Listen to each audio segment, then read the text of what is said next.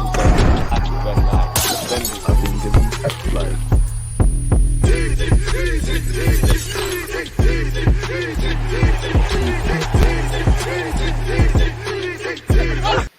People, deluded, I'm back again. Good evening, people. Well, where the UK is concerned, it's boiling, man. I know us Brits, we complained about the rain, but it's absolutely boiling, and I'm not too happy. I'm quite flustered, but nonetheless, the job has to be done, and we need to keep going. Now, at this point, I know people were tired of hearing about Calafiori. 1 minute this week is a pivotal week. It's going to get done next week. Things are dragging on, but we still have to go through that. Raphinha has been linked with us again, and allegedly Kiwior, apologies for mispronunciation, is refusing to leave, as well as Smith Rowe's future is still subject to speculation. Now, Ed Aarons of The Guardian, if my screen shares, one love, great stuff. Arsenal yet to seal Ricardo Calafiori deal as Bologna stay firm over fee. We've heard this a lot of times, and I've said this a couple of times. At this point, I don't want to mention or talk about Calafiori again until he signed for Arsenal or there's a significant kind of change. I'm sure we're all tired of seeing Fabrizio Romano every minute recycle the same stuff and rearrange paragraphs. Bologna are holding out of a fee of more than 42 million to be paid up front. Apparently, he's agreed terms on a 5-year deal. So we've agreed personal terms, but the pivotal steps in agreeing a fee so he can start his medical, or better yet, complete his medical and become an Arsenal player are yet to be. So we're at standstill.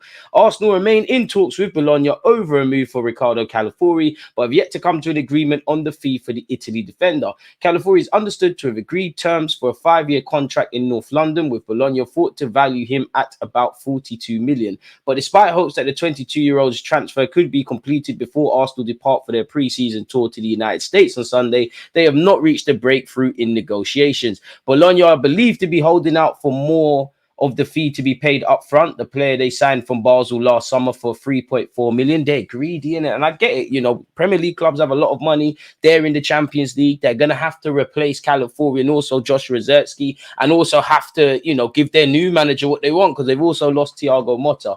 This could be a bit of gamesmanship. It could be a game of chicken to see if Bologna will bend to Arsenal's demands, or if Arsenal will say, you know what, just get the money. But who knows? Calafiori has been asked to attend pre-season training with the Italian club next week, having going on holiday after playing at Euro 2024. Don't know if that makes sense.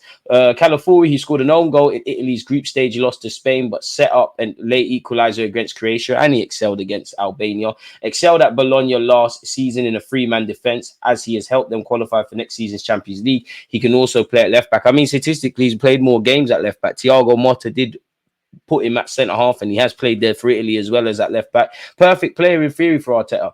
Arteta is believed to view the defender as a key addition, as an inverted fullback capable of slotting into midfield positions and to provide competition to establish central defensive partnership of Gabriel Magalhaes and William Saliba. Arteta, the Arsenal manager, said last week that new profit and sustainability rules in the Premier League have made it a bit more delicate to do business, but they still want to deliver what we want in the transfer window, to have much more competitive team. And they knew this. You know, these rules didn't just come overnight. We knew what was going into in the market.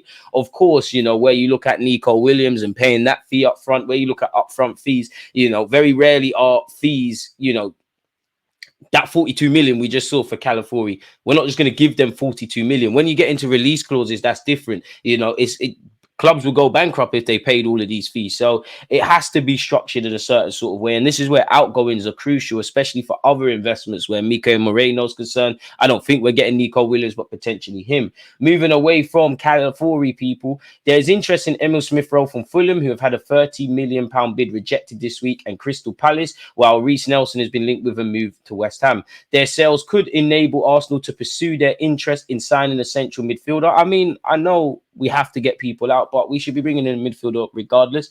With Real Sociedad's Mikel Moreno and Martin Zubamendi, who are both part of Spain's Euro 2024 winning squad, on their shortlist. Moreno is also wanted by Barcelona and Atletico Madrid. Has been linked with Barcelona as much as he's been linked with Arsenal. Reports today are saying that Atletico Madrid are the front runners, but who knows? What's reported in the press and what's actually going on are two very different things. Romano has said they're there are no substantial changes to the situation yet. Arsenal and Bologna remain in contact, but there's no agreement over the 50 million euros fee. The issue is that Bologna want guaranteed money, while Arsenal's proposal includes add-on structure to get 50 million euros potential fee.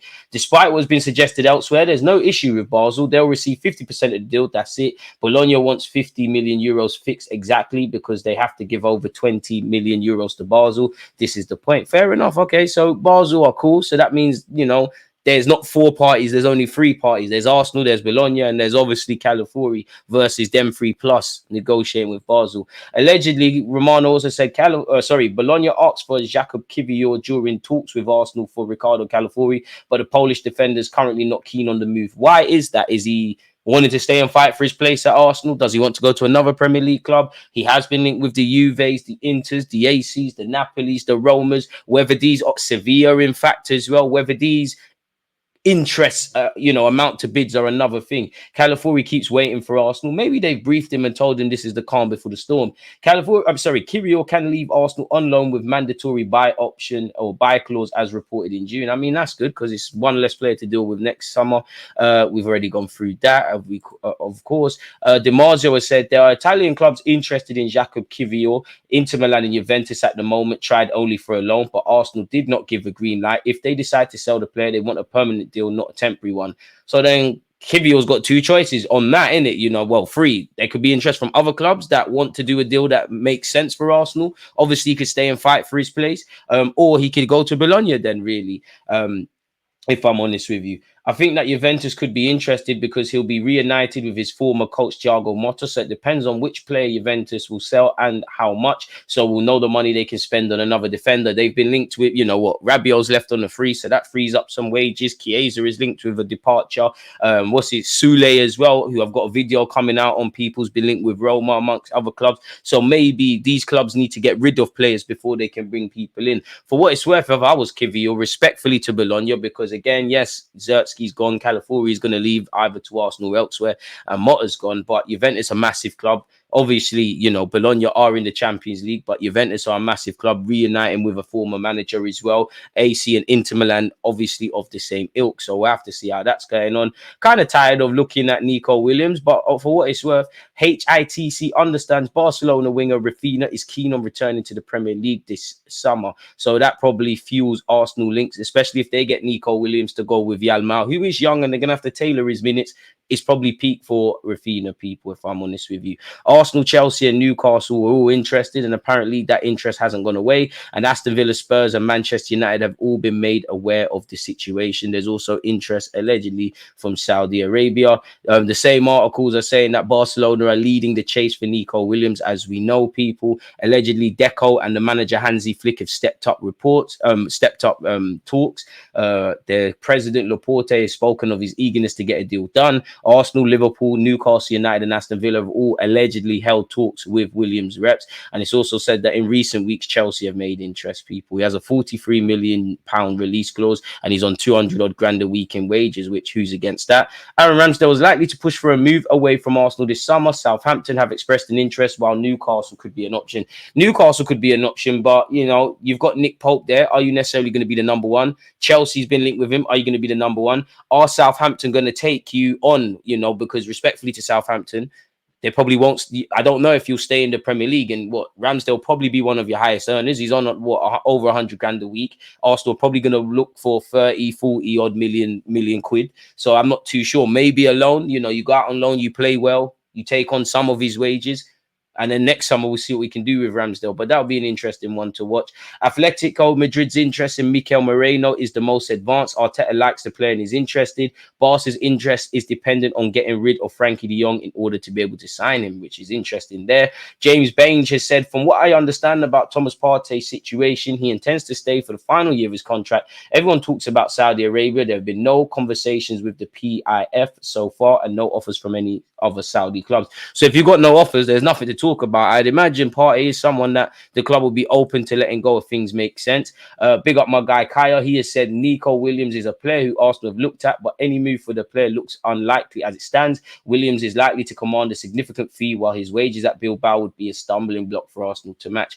But I'd get that, and we finally got our wages under wraps. And obviously, you know, if you bring in someone on big money, when it comes to potentially Saliba, Odegaard, Saka, Martinelli, you know, them kind of players renegotiating of contracts, then obviously it's a spanner in the works. But if you want good players, you have to pay reward them. It's like any other job. And to be fair, if he puts in them performances like he's been doing for Bilbao as well as at the Euros, well, 200 grand, what is that? Now, I've never seen 200 grand, so I can't talk on that. But you get the point, and you would imagine, you know, like, getting rid of a few players. You know, Eddie Nketiah is on 100 grand. Allegedly, Reece Nelson is on that. You know, El Nene is gone. You know, Cedric is gone. Ramsdale could potentially leave. So, you know, Smith Rowe obviously is probably not on that kind of money, but you get where I'm going. Resources are starting to be spread out. But this is all assuming Nico Williams would want to sign for Arsenal. It seems that his heart is set on Barcelona.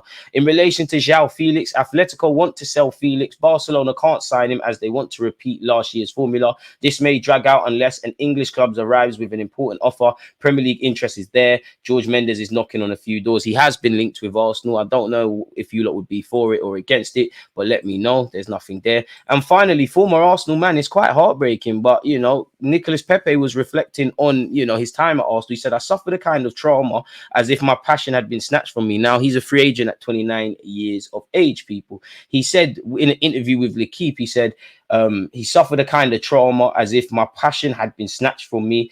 I had a disgust for football. When I stopped playing, I wondered why I was in this profession. I had so many doubts that I thought about quitting. I wonder how they could have been so hard on me. They went so far to call me the biggest flop in Premier League history, but I refused to mold. That's harsh, and you're up there, but you're definitely not the worst. You know, Casemiro ain't done nothing. Pogba, what did you do? You know, and I'm not even getting at them. Ndombele is the worst of the lot. You know, throw Spurs under the bus there. They spent 50 million on Brendan Johnson as well, so you're definitely not that, but it's obviously heartbreaking to see that. So let me know your thoughts on Calafiori, if you've still got some, on Raphinha, on João Felix, on Smith Rowe, Reece Nelson, and any other fallout talking points that I might have sparked in your brains, people. Check out the rest of the content, turn on your notification bells, any other transfer news and rumors and all that kind of jazz, I'll get vids out for you. But for now, people, DG, I'm out.